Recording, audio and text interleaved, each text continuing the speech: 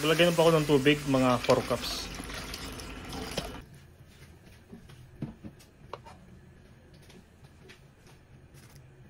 Maglagay na po ako ng tanglad, kamatis, saka luya. At halo po.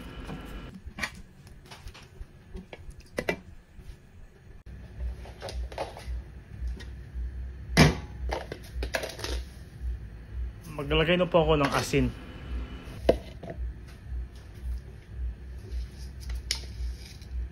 At paminta. Saka ihalo po.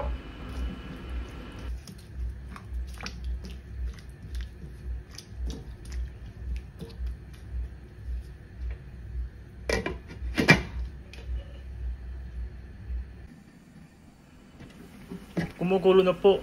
So, iligay ko na yung isda.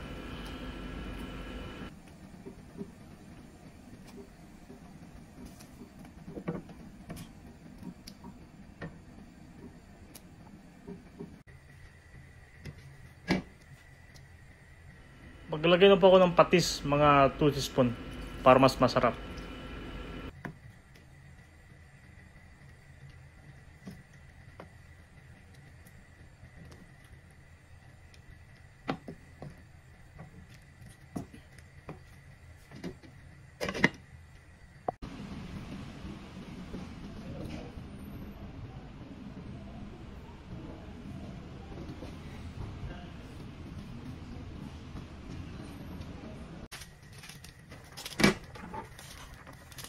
Maglagay na po ako ng pampalasa para mas masarap.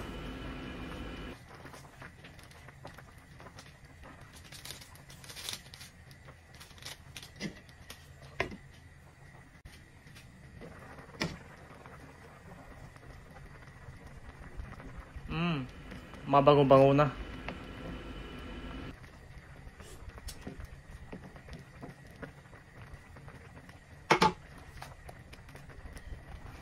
Maglagay pa ako ng patola at ihalo pa ng mabuti. Mga 2 minutes lang luto na to, yung patola.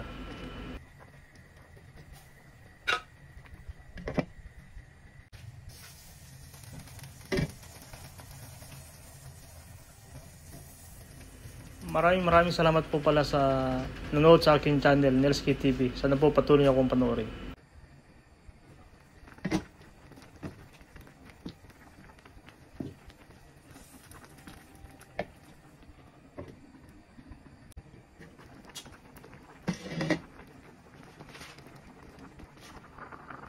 Maglagay na pa ako ng alugbate at ihalo mabuti. Mga 2 minutes luto na po to.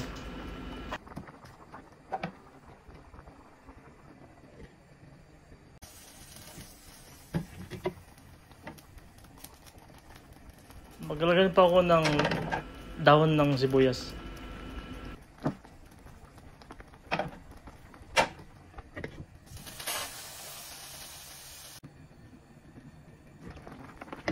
Luto na po ang tinolang isda. Napakasarap po yan. Amoy pa lang, ulam na. Maraming salamat po sa nanonood sa akin channel, Nelsky TV. Sana po patuloy akong suportahan yung lahat ng videos ko, at yung hindi pa nakapag-follow, mag-follow pa kayo. Maraming salamat and God bless. Kain na po tayo.